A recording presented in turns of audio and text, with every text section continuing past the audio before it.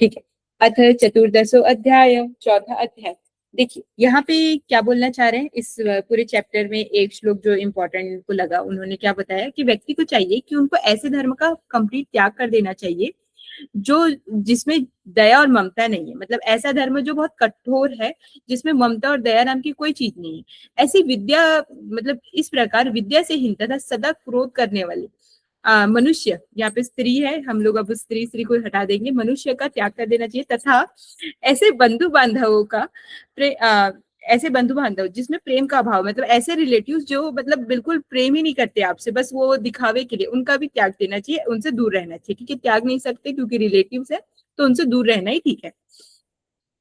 चलिए प्रगति आपसे स्टार्ट करते हैं, प्रगति पढ़ना। Yes ma'am. आयुः कर्म च वित्तः च विद्या निधनमेव च पश्चेतानि हि सृजन्यते गर्भस् गर्भस्थस् गर्भस्थस्यैव देहिनः। जीव जब माँ के गर्भ में आता है तभी उसकी आयु, कर्म, धन, विद्या और मृत्यु, यह पांचों बातें निश्चित हो जाती है। ठीक है।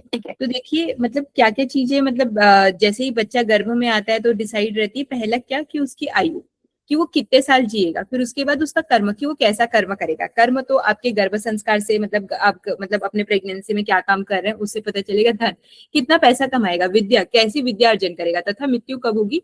ये 5 बातें जो है पहले ही निश्चित हो जाती है। नेक्स्ट है, एक सेकेंड, इसमें एक मतलब लैपटॉप से स्क्रीन शेयर करने का खराबी है कि बार बार बैक करना पड़ता है। ठीक है। सौम्या पढ़िए सेकंड वाले श्लोक को। दर्शन ध्यान संस्पर्शमर्तसि कूर्मी च पश्चिति शिशुं पाल्यते नित्यं तथा सजन संगतिः। जैसे मछली अपने बच्चों को देखकर मादा कछुआ ध्यान से और मादा पक्षी स्पर्श से अपने बच्चों का लालन पालन करते हैं, उसी प्रकार सज्जनों की संगति भी दर्शन ध्यान और स्पर्श द्वारा संसर्ग में आए व्यक्ति का पालन करती है। ठीक है। तो देखिए यहाँ पे क्या बताया जा रहा है कि जैसे देखिए मैम सेकंड शायद मिस हो गया। तभी तो मैं ठीक है। चलिए रुचि आप सेकंड पढ़ दो, फिर मैं दोनों को साथ में बता देती हूँ। ठीक है। साधु भस्यते निर्वर्तन्ते पुत्रा मित्राणि बान्धवा ये च ते सह गन्तरा गन्तारसत मध्यमा सुकृतं कुलम। पुत्र, मित्र और बंधु बांधव साधु लोगों से विमुख हो जाते हैं क्योंकि उन्हें ऐसे लोगों का आचरण मूर्खतापूर्ण लगता है, परंतु जो लोग साधुओं के अनुसार अपना जीवन बिताते हैं, उनका संग करते हैं, उनके अनुकूल आचरण करते हैं, उनके इस कार्य से जो पुण्य प्राप्त होता है उसे सारा वंश परिवार कृतज्ञ हो जाता है। ठीक है। तो यहाँ पे क्या है, ये उन मतलब लोगों की बात बताई जा रही है, जैसे घर में हम लोग किसी एक साधु या फिर किसी एक गुरु को मानते हैं। ठीक है। पर जब टीन एज में आते हैं या फिर कोई एक ऐसा सर्टेन एज आता है, तो ऐसा लगता है ये मम्मी पापा क्या मान रहे हैं, क्यों हम लोग इनको फॉलो करें, और हम जो है उससे विमुख होने लगते हैं।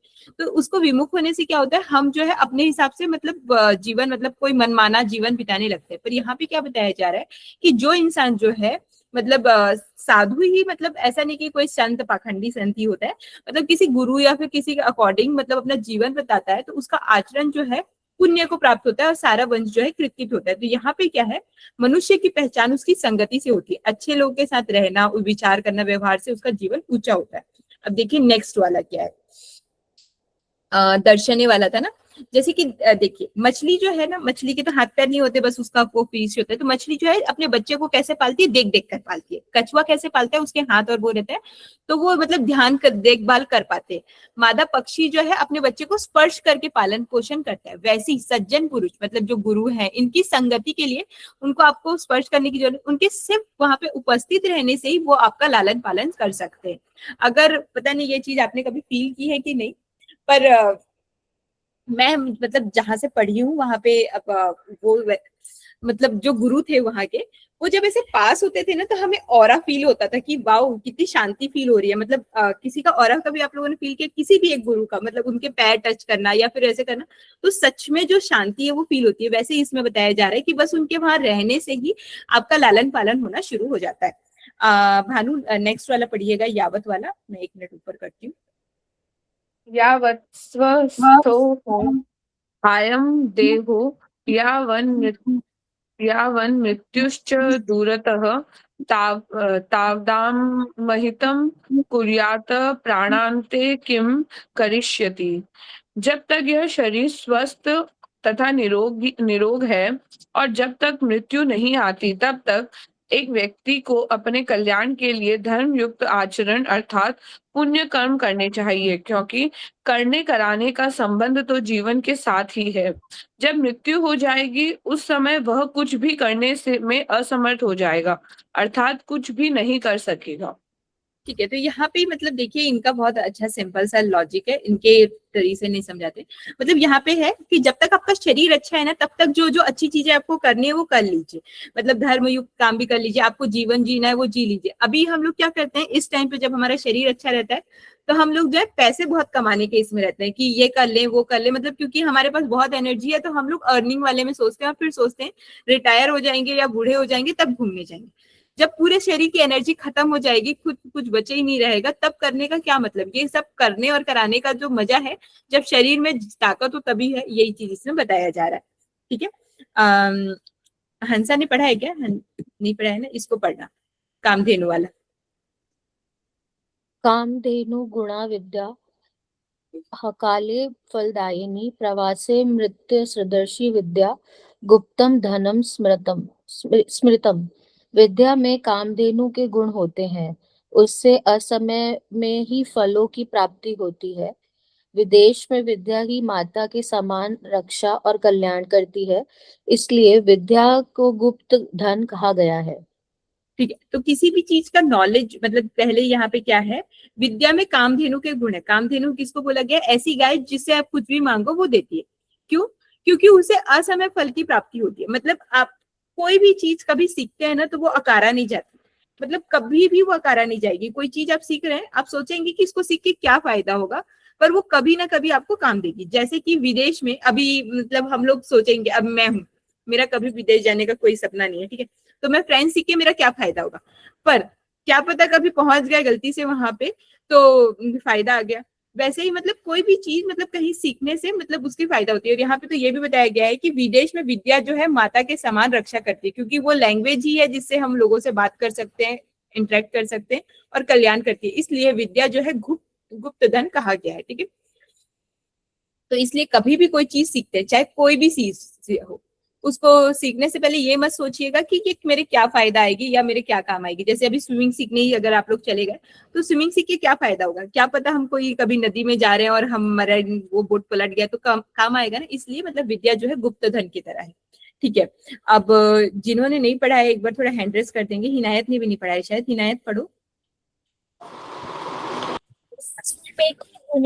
तो निर्गुणेश्वर क्षेत्ररप एक शद्र दस्तमो हांति न च तारा सहस्त्रनाश।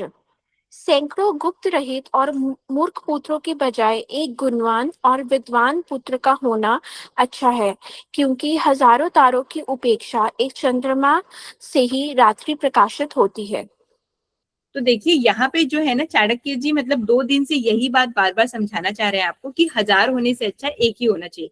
तो यहाँ पे वो ये नहीं बोल रहे कि एक ही बच्चा लो करके, वो ये बोलना चाह रहे हैं क्वांटिटी से अच्छा है क्वालिटी। मतलब कोई भी चीज जो है आप बहुत मात्रा में लेने से अच्छा है। कभी कभी क्या होता है, कोई चीज सस्ते में ना बहुत ज्यादा मिल जाती है पर उसकी क्वालिटी खराब होती है और उसको हम यूज नहीं कर पाते। जैसे चीज वीज आप देखेंगे, सस्ते ब्रांड का लेंगे आपको भर भर के मिल जाएगा उतने ही रुपए में, और महंगे ब्रांड का कम मिलेगा। तो क्यों हम अपने हेल्थ के साथ कॉम्प्रोमाइज करें?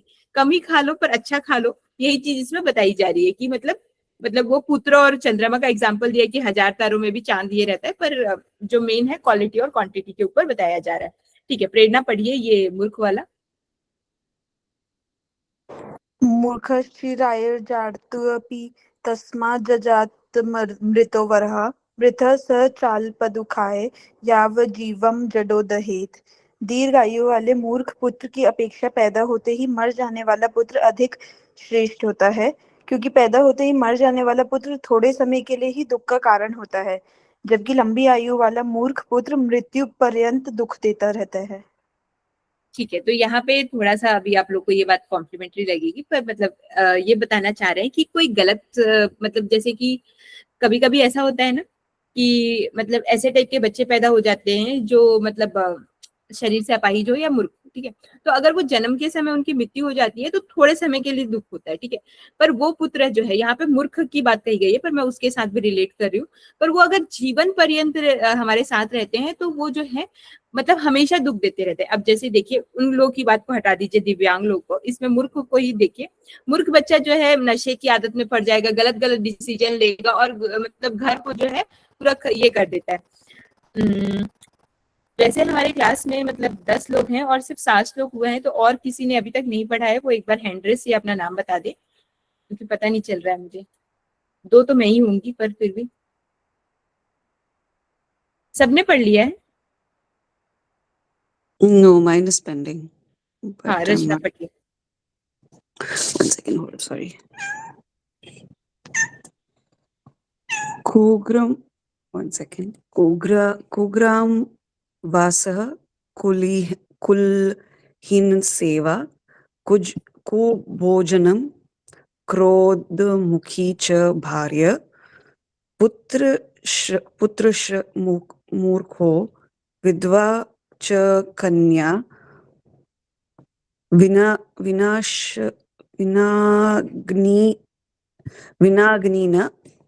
पष्ट नो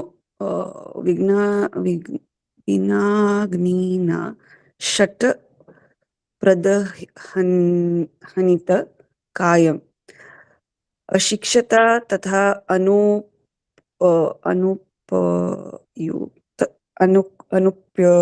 अनुपयुक्त स्थान या ग्राम में रहना नीच व्यक्ति की सेवा, अरुचिकर और पौष्टिकता से रहित भोजन करना, झगड़ालू स्त्री, मूर्ख पुत्र और विधवा कन्या, ये 6 बातें ऐसी है जो बिना अग्नि के ही शरीर को जलाती रहती है।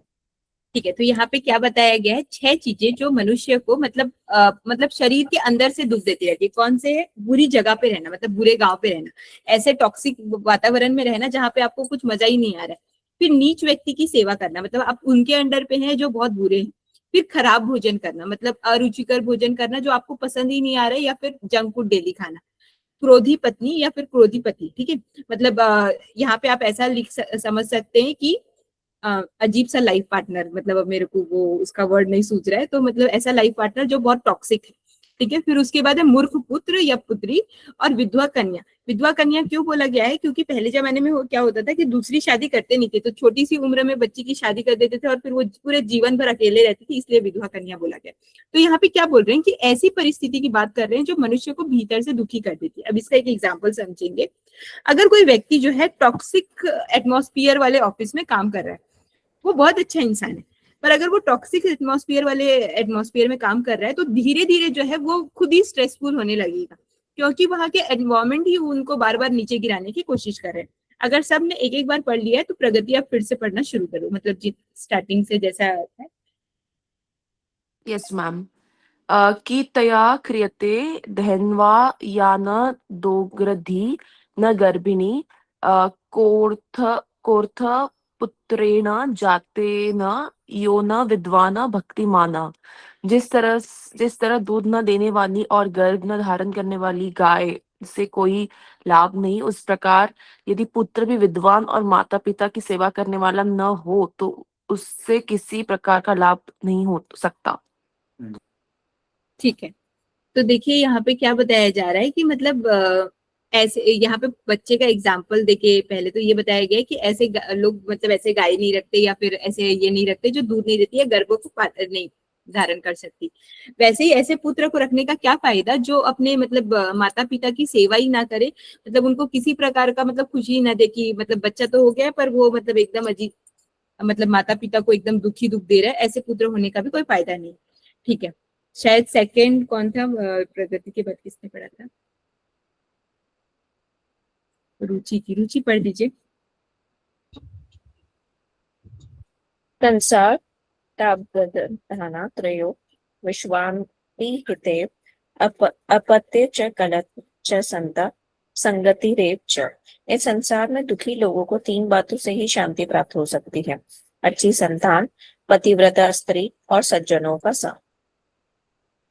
ठीक है, तो यहाँ पे क्या बताया जा रहा है, मतलब ऐसा इंसान जो मतलब हमेशा सदैव दुखी रहा है, उनको 3 चीजें ही हमेशा खुश रख सकती है। पहली क्या है, अच्छी संतान, गुणवान संतान रहेगा तो अच्छा काम करेगा तो उसके मतलब इंसान को खुशी होगी। पतिव्रता मतलब स्त्री या फिर मतलब अच्छा लाइफ पार्टनर जो है, आपने देखा होगा ऐसा इंसान रहता है जो जीवन मतलब अपने पहले शादी से पहले वाली लाइफ में बहुत दुख करता है, पर उसको अच्छा लाइफ पार्टनर मिलने से उसकी जो मतलब लाइफ है थोड़ी सेट हो जाती है और वो खुश रहने लगता है। फिर है संजनों का सन, अच्छी संगति से ही इंसान जो है उद्धार को प्राप्त कर सकता है। तो यहाँ पे क्या है, दिन भर काम करके जब वो इंसान प्रेम पूर्वक घर में आता है, वहां पे उसका बच्चा अच्छे से खेलते रहता है, मतलब लाइफ पार्टनर भी अच्छा है, तो ये चीज जो है उनको खुश कर सकती है, मतलब अच्छा रहेगा। नेक्स्ट है सौम्या, पढ़िए ये सब चीनी वाला, ये वाला। हाँ। सकृतं जल्पन्ति राजानः, सकृतजल्पन्ति पंडितः, सकृत्कन्याः प्रदीयन्ते प्रियतानि, सकृत सकृत। राजा एक ही बार आज्ञा देते हैं, पंडित लोग भी एक ही बार बोलते हैं, कन्या भी एक ही बार विवाह के समय दान दी जाती है। ठीक है, तो यहाँ पे क्या बोला जा रहा है कि देखिए राजा जो है बार बार डिसीजन नहीं देते कि अभी इसको मृत्युदंड दे दो, फिर बीच में थोड़ी देर इस बार सोच के बोलेगा नहीं नहीं नहीं नहीं, नहीं देना है, ऐसा राजा नहीं करता। तो मतलब वो एक ही बार डिसीजन देता है पर सही देता है, सोच समझ के देता है। पंडित लोग भी एक ही बार बोलते हैं, मतलब बार बार नहीं बोलते। कन्या भी एक ही बार विवाह करती है। मतलब यहाँ पे क्या बताया जा रहा है, सोच समझ के करने वाली बातों को बोल रहे हैं कि मतलब सोच समझ के बोलना, सोच समझ कर निर्णय लेना और अपने शब्दों को मूल्यवान रखना। जैसे कि देखिए एक समझदार शिक्षक जो है कम बोलता है, लेकिन उसकी बातें जो है प्रभाव छोड़ती है, और वही जब ज्यादा बोलने लग जाए तो उसकी बातें जो है लोगों पे प्रभाव छोड़ना बंद कर देंगी। नेक्स्ट है भानु है। एकाकिना तपो द्वाभ्याम पठनम गायनम त्रिभिः चतुर्भिर्गमनम क्षेत्रम पंचभिर बहुभिरणम भीरणः।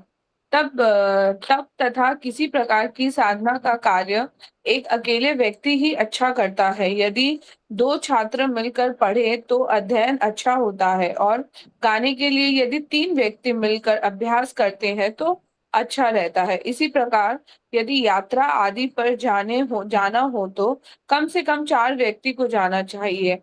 खेती आदि कार्य ठीक प्रकार से चलाने के लिए 5 व्यक्तियों की आवश्यकता होती है, जबकि युद्ध में यह संख्या जितनी हो उतना अच्छा होता है। ठीक है, तो यहाँ पे क्या बताया जा रहा है कि कैसे हम लोगों को, जैसे हम मेडिटेशन कर रहे हैं, कोई साधना कर रहे हैं, तो 4 लोग मिलके मेडिटेट करेंगे तो मेडिटेशन की जगह हंसी मजाक होने लग जाएगा। तो मेडिटेशन तब साधना वाले कार्य जो है अकेले करना चाहिए, पूजा पाठ जो है अकेले करना चाहिए।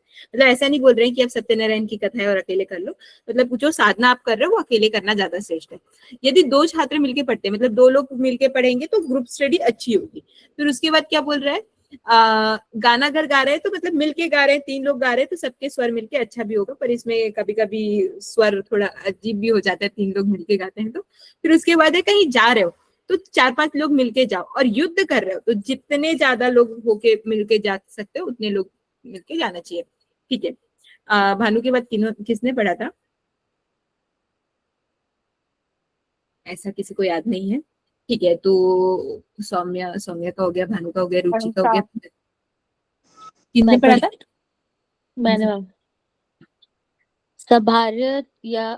सभार्य या शुचिदृशा, सभार्य या पतिव्रता, सभार्य या पतिप्रीता, सभार्य सत्यवादिनी। पति के लिए वही पत्नी उपयुक्त होती है जो मन, वचन और कर्म से एक जैसी हो और अपने कार्यों में निपुण हो। इसके साथ ही वह अपने पति से प्रेम रखने वाली तथा सत्य बोलने वाली होनी चाहिए। ऐसी ठीक है, तो स्त्री ये को ही श्रेष्ठ पत्नी माना जा सकता है। सॉरी, यहाँ पे ऐसे जीवन साथी की बात की जा रही है जिसपे आप मतलब एक जो वो बोल रहे हैं, जो वो कर रहे हैं, जो वो सोच रहे हैं, तीनों चीज एक हो, मतलब मनसा वाचा कर्मणा बोलते हैं इस बात को। आप सपोज टू से मैं सोच रही हूँ डॉडलिंग करूंगी, पर करने लग गई जेड एंकल, ठीक है, और मनसा मन में सोचना फिर बोलना, अच्छा हाँ ठीक है, मैं मन में सोच रही हूँ कि मैं डॉडलिंग करूंगी, बोल रही हूँ मंडला करेंगे और कर रही हूँ कुछ और। तो ये तीनों अलग अलग चीजें हो गई। पर मन में जो सोचा कि डॉडलिंग करूंगी, बोल भी रही हूँ डॉडलिंग करूंगी और कर भी रही हूँ डॉडलिंग, तो ये तीनों जो है इक्वल, मतलब इक्वल वे में चलते हैं। तो ऐसा मतलब ऐसा जीवन साथी होना चाहिए जो बोल रहा है, सोच रहा है, कर रहा है, वो तीनों इक्वल हो। ठीक है, तो यहाँ पे जीवन साथी के लिए क्या क्या नियम बोले? विश्वास होना चाहिए रिश्ते में, प्रेम होना चाहिए, ईमानदारी और जिम्मेदारी होनी चाहिए। ठीक है, नेक्स्ट है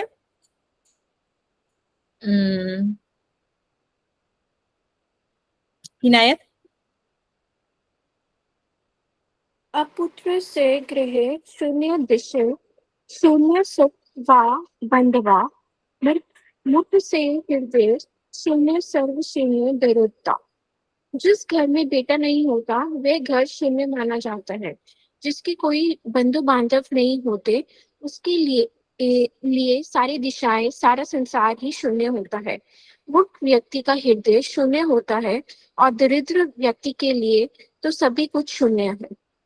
ठीक है, तो यहाँ पे ना अकेलेपन और अभाव के बता रहे हैं कि प्रेम जो है जीवन में मतलब आनंद लाता है। मतलब देखिए, घर में जब बच्चे होते हैं ना तो बहुत खुशियां होने लगती है। तो यहाँ पे कि यहाँ पे बेटा बेटी से संबंध नहीं है, मतलब जिनके घर में संतान नहीं होती वो एकदम खाली खाली सा होता है। आप ही सोचिए, अभी हम लोग कुछ दिन पहले हमारे घर में बच्चे नहीं थे, हम लोग से बड़े बड़े रहते थे, तो मतलब घर में कुछ करने के लिए काम ही नहीं रहता था एकदम। मैं तो दिन भर खाली बैठी रहती थी और दिन रात सोती रहती थी। अब जब से मतलब मेरा बेटा हुआ है, मतलब हमारे घर में थोड़ी लाइवलीहुड, बहुत मजा आता है।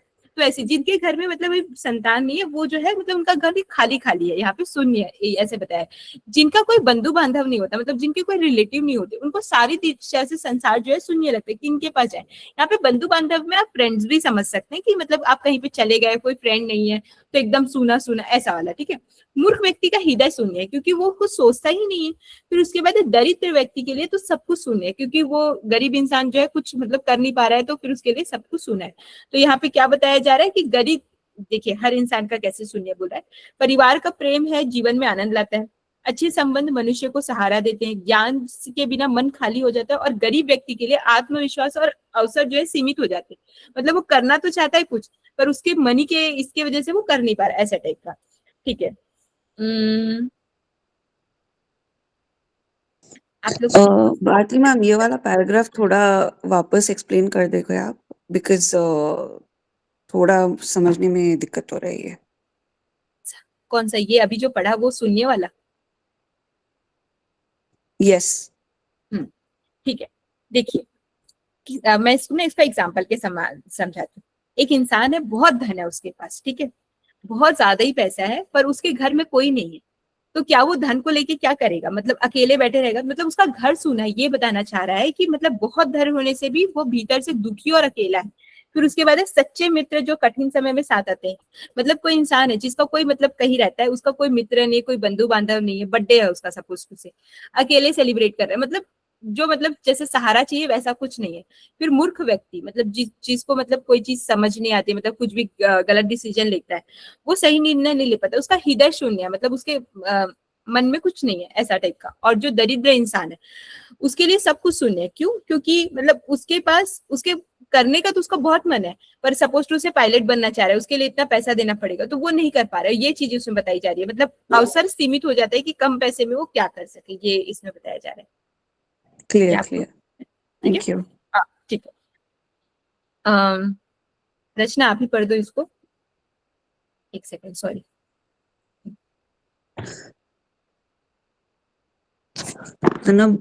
अनभ्यासे विषम शास्त्र शास्त्रमजीर्ण भोजनम विषम दरिद्रस्य विषम गोष्ठी वृद्धस्य तरुणी विषम। अभ्यास के बिना शास्त्र विष होता है। अजीर्ण अर्थात भोजन के ठीक प्रकार से पचे बिना फिर भोजन करना विष के समान होता है। निर्धन और दरिद्र व्यक्ति के लिए समाज में रहना विष के समान होता है और बूढ़े पुरुष के लिए युवती विष के समान होती है। ठीक है, तो यहाँ पे ना क्या बताया जा रहा है, असंतुलन और अनुपयुक्त स्थिति बताई जा रही है। मतलब अनुपयुक्त मतलब गलत कॉम्बिनेशन। ठीक है, तो देखिए कोई नॉलेज है वो अभ्यास के बिना विष के समान है। मतलब अभ्यास के बिना कोई शास्त्र जो है विष के समान है। अब सपोज टू से आपने मैथ्स की प्रैक्टिस ही नहीं की, एग्जाम दिलाने चले गए, सारे फॉर्मूलेज जो है वहां जाके भूल गए। अब भूख नहीं लगी है फिर भी खाए जा रहे हैं, मतलब पहले खाना पचा नहीं है फिर भी खा रहे हैं, तो अजीर्ण जो है वो भी मतलब बाद में विष के समान हो जाता है, क्योंकि बार बार खाना पच नहीं रहा है। निर्धन और दरिद्र व्यक्ति के लिए समाज विष के समान है। क्यों? क्योंकि गरीबी के कारण वो बढ़ नहीं पा रहा है। और बूढ़ी युवती के लिए मतलब पहले जमाने में बूढ़े आदमी की मतलब नौजवान लड़की से शादी कर दी जाती थी, तो उसको बोल रहे हैं कि ये विष के समान होता है। ठीक है, प्रगति पढ़िए, सॉरी प्रगति नहीं, प्रेरणा पढ़िए। त्यजे धर्मं दयाहीनं विद्याहीनं गुरुं त्यजेत त्यजेत क्रोधमुखीं भार्यां निस्नेहान बांधवांस त्यजेत। व्यक्ति को चाहिए कि वह ऐसे धर्म का त्याग कर दे जिसमें दया और ममता आदि का अभाव हो। इसी प्रकार विद्या से हीन गुरु का भी त्याग कर देना चाहिए। सदा क्रोध करने वाली स्त्री का त्याग भी श्रेयस्कर है, और जिन बंधु बांधवों में प्रेम अथवा स्नेह का अभाव हो उनका भी त्याग कर देना चाहिए। ठीक है, तो यहाँ पे चाणक्य क्या बताना चाह रहे हैं, सही संबंध और सही मार्ग के बारे में बता रहे हैं। ठीक है, मतलब धर्म का आधार क्या है, दया और प्रेम होना चाहिए। तो ऐसा धर्म जहाँ पे ये नहीं है उसको त्याग दो बोल रहा है। फिर गुरु ऐसा जो सही ज्ञान दे, रिश्ते ऐसे जहाँ पे सम्मान और शांति हो, मतलब हमेशा क्रोध ना हो। और फिर उसके बाद केवल नाम के रिश्ते, मतलब है तो दोस्त फ्रेंड्स है या फिर रिलेटिव्स है, पर कोई कहीं पे कुछ जरूरत है तो कुछ बोल ही नहीं रहे, ऐसे रिश्तों को भी त्याग देना चाहिए। अब फिर से शायद स्टार्टिंग से स्टार्ट होगा, पढ़िए प्रगति। किसी ने एक भी बार नहीं पढ़ा सेकंड लाइन में, ऐसा कुछ नहीं है। अथवा जरा मनुष्याणा वजीना बंधन जरा अमैथुना जरा स्त्रीना वस्त्राणा मातपो जरा। जो मनुष्य अधिक पैदल चलता अथवा यात्रा में रहता है वह जल्दी बूढ़ा हो जाता है। यदि घोड़ों को हर समय बांध कर रखा जाए तो वो भी जल्दी बूढ़े हो जाते हैं। स्त्रियों में यदि संभोग न किया जाए तो जल्दी बूढ़ी हो जाती है। इसी प्रकार मनुष्य के कपड़े धूप के कारण जल्दी फट जाते हैं, अर्थात धूप उन्हें जल्दी बूढ़ा कर देती है। ठीक है, तो यहाँ पे चीजों को क्या बताया जा रहा है कि मतलब क्या चीज है, अधिक उपयोग और असंतुलन का प्रभाव बता रहा है। ठीक है, मतलब जो चीज अगर कार्य नहीं करेगी तो अपने आप वो वर्क करना बंद कर देगी। तो मैं इसके एग्जांपल्स को छोड़ के दूसरे एग्जांपल से बताती हूँ। जैसे हमारे मसल्स जो है वर्क करने के लिए बने, ठीक है, अगर हम उस पर वर्क ही नहीं करेंगे, हम योगा नहीं करेंगे, तो धीरे धीरे क्या है, हमारे मसल्स के मास जो है धीरे धीरे कम होने लगेंगे।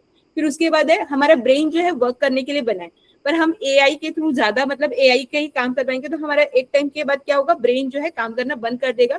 फिर छोटी छोटी सिंपल सी चीजें भी हैं हम वो नहीं कर पाएंगे। तो और फिर उसके बाद है ओवर यूज। ठीक है, कोई चीज को आप ओवर यूज करोगे तो भी वो खराब हो जाएगी। जैसे कि दिन रात रनिंग कर रहे हो या फिर दिन रात वॉक कर रहे हो तो आपके घुटने जो है जल्दी घिस जाएंगे। तो इसमें क्या है, असंतुलन के बारे में बताया गया। अगर कम यूज करोगे मतलब बिल्कुल यूज करना बंद कर दोगे तो भी वो जंग लग के खराब हो जाएगी, और ओवर यूज करोगे तो भी वो खराब हो जाएगी। इसलिए चीजों को बैलेंस में यूज करना है। ठीक है, नेक्स्ट है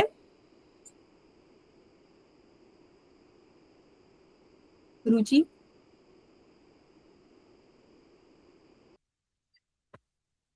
काल कानी मित्राणि उद्देश्य को व्यायाम को कथाच का चे में शक्ति रीति चिंतन्य महु मुहुर। समझदार व्यक्ति को चाहिए कि इन बातों के संबंध में सदैव सोचता रहे, जैसे कि मेरा समय कैसा है, मेरे मित्र कितने हैं, मैं जिस स्थान पर रहता हूँ वह कैसा है, मेरी आय और व्यय कितना है, मैं कौन हूँ, मेरी शक्ति क्या है, अर्थात मैं क्या करने में समर्थ हूँ। ठीक है। तो प्रैक्टिकल व्यक्ति को ना सेल्फ एनालाइज करना चाहिए, ये बताया जा रहा है। ठीक है, मतलब कैसे कि उसका समय कैसे चल रहा है। अगर खराब समय चल रहा है तो थोड़ा शांत रहे, अच्छा समय चल रहा है तो चीजों पे वर्क करे, मतलब ऐसा टाइप का। ठीक है, और खराब समय चल रहा है तो मेहनत से उस समय को बदलने की कोशिश करे। फिर दूसरी बात है, मित्र कौन है, कैसे टाइप के मित्र है। कहीं दोस्त खराब संगति के तो नहीं है, अब हमारी मित्रता की वजह से क्या मैं बुरे मार्ग पे तो नहीं जा रहा हूँ, ऐसा टाइप का। फिर मैं किस स्थान में हूँ, मतलब क्या मेरे को और प्रोग्रेस करनी चाहिए, क्या मैं इसमें संतुष्ट हूँ, ये चीज। फिर उसके बाद है मेरी आय और खर्च कितना है, मतलब मेरा इनकम कितना है और मैं कहाँ कहाँ पे एक्सपेंस कर रहा हूँ, मैं कौन हूँ, मतलब खुद को जाने, खुद की स्ट्रेंथ और वीकनेस को समझे।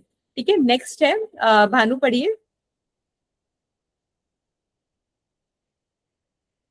जनिता चोपनेता च यस्तु विद्यां पृच्छति अन्नदाता भयत्राता पंचेते पितरः स्मृताः। जन्म देने वाला, यज्ञोपवीत करने वाला गुरु, विद्या देने वाला अध्यापक, अन्न देने वाला और भय से मुक्त रखने वाला, यह 5 व्यक्ति पितर माने गए हैं। ठीक है, तो यहाँ पे बताए गए हैं कि मतलब 5, कुछ और बोल रहे हो, 5 व्यक्ति को मतलब पिता की मतलब ये दी गई है, मतलब रिस्पेक्ट दिया जाए। जो फादर जो जन्म देता है, दूसरा जो गुरु जो शिक्षा देता है, जो विद्या जो मतलब अध्ययन कराने वाला गुरु, ठीक है, टीचर, यहाँ पे गुरु और विद्या अलग अलग है। फिर उसके बाद अन्न देने वाला, मतलब हमें जो नरिश करता है, ग्रोथ देने वाला, वो अलग। फिर उसके बाद जो भय से मुक्त करता है, इन 5 को जो है पितर, मतलब पिता की उपाधि दी गई है। अब माता वाला है, हिनायत पढ़िए। राजपत्नी गुरु पत्नी मित्र पत्नी तथैव च पत्नी माता स्वमाता च पचचेता माता स्मृता। राजा की पत्नी, गुरु की पत्नी, मित्र की पत्नी, पत्नी की माता अर्थात सास और जन्म देने वाली अपनी माता, ये 5 माताएं मानी गई हैं। अर्थात इनका सम्मान बोलो बोलो बोलो, सॉरी। इनका सम्मान करना चाहिए। न्याय करते समय भी इन संबंधों को माँ की परिभाषा में ही स्वीकार किया जाता है। ठीक है, तो यहाँ पे बताया जा रहा है कि 5 जो है उनको हम लोग मदर के इसमें बताएंगे। तो यहाँ पे चाणक्य जो है यहाँ पे स्त्री के सम्मान और मर्यादा की शिक्षा दे रहे हैं। कौन कौन 5 माँ है? राजमाता, पहले राजा की पत्नी को राजमाता बोलते थे, गुरु की पत्नी को गुरु माता बोलते थे, इसलिए गुरु माँ। मित्र की पत्नी, दोस्त की पत्नी को भी माँ के भांति देखना चाहिए, क्योंकि भाभी को भी माँ बोलते हैं, तो भाभी माँ। पत्नी की माँ, मतलब अगर आपके हस्बैंड की माँ है तो भी वो भी माँ, और खुद के पति की माँ, मतलब ये दोनों, सास और जन्म देने वाली, ये सभी माँ जो है 5 माँ कही गई है। इनको सम्मान और सम्मान करना चाहिए। और उसके बाद यहाँ पे क्या बताया गया है कि कभी अगर न्याय भी कर रहे हैं तो इनको माँ की परिभाषा से ही स्वीकार करना चाहिए। लास्ट श्लोक है, रचना पढ़िए।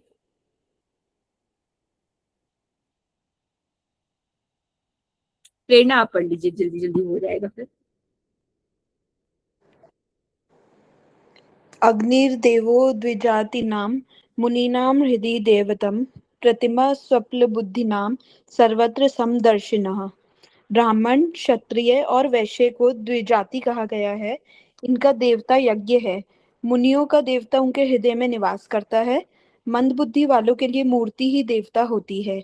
जो व्यक्ति समदर्शी है, जिनकी समान दृष्टि है, वे परमेश्वर को सर्वत्र विद्यमान मानते हैं।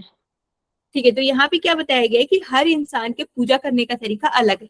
मतलब देखिए, ब्राह्मण, क्षत्रिय, वैश्य, ये क्या करते हैं, देवता को यज्ञ के रूप में मानते हैं, मतलब यज्ञ करके वो समझते हैं कि देवता की पूजा कर रहे हैं। मुनि जो है अपने अंदर हृदय में देवता को निवास मानते हैं। मंद बुद्धि वाला क्या सोचता है कि मूर्ति के अंदर देवता है।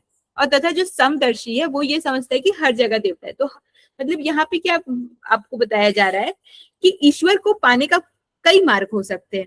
बाहरी पूजा, भीतर की साधना, पर जो सच्चा ज्ञानी है वो हर जीव में परमात्मा को देखता है। तो कोई व्यक्ति जो है मंदिर जाकर शांति पाता है, कोई इंसान अकेले बैठकर भी शांति पाता है, ये चीज इसमें बताई गई है। जल्दी से अपना एक एक लर्निंग जो आपने सीखी है वो बताइए, फिर हम लोग हमारा ब्रेन जिम करेंगे।